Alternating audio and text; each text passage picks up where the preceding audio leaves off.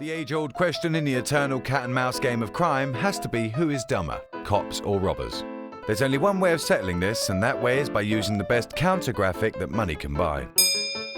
With the help of this clip, my sound judgment and some very dubious scoring, we're going to find out. How you doing, sir? The cop's doing a fine job keeping things nice and casual, 5 points for that.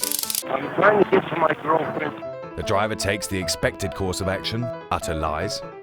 In this case, it's a cock and bull story about how his girlfriend is out shopping and she's forgotten her purse and he's having to drive really quickly to get some money to her. She's at the 7-Eleven. Although a point for squeezing in 7-Eleven, I like that. But there's the masterstroke. Top marks for lulling copper into false sense of security with inane prattle and then taking off. And points deducted for cop not risking life and holding onto the car. Spin that thing, anonymous counterman. Cop realises he's a bit of a twit but gathers himself together. I'm in 1080 northbound on 300 west, approximately. Good to know Copper still knows roughly where he is. Okay, so it's a close contest as the officer chases the suspect into a car park. Robber's plan to blend himself into the other parked cars is a nice idea, but breaks down when he decides to hold out for a mother and baby space.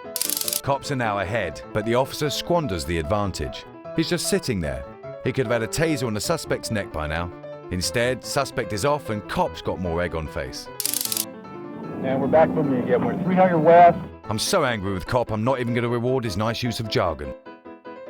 But this could be the decider. Robber jumps the light and gets T-boned. Ooh, big penalty for that. But hold on. Robber was hit by a petrol-guzzling people mover. A small step towards a greener planet. Big plaudits for that, robber. And that's not all. The officer is so dazzled by the impact that he resorts to some very run-of-the-mill shouting at the robber.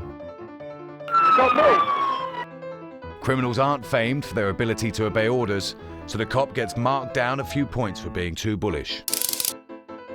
Keep your eye on the robber guy now, who simply refuses to give up the chase. I mean, I know he's a nasty piece of work and all that, but you've got to admire his style. Look, nonchalant as you like.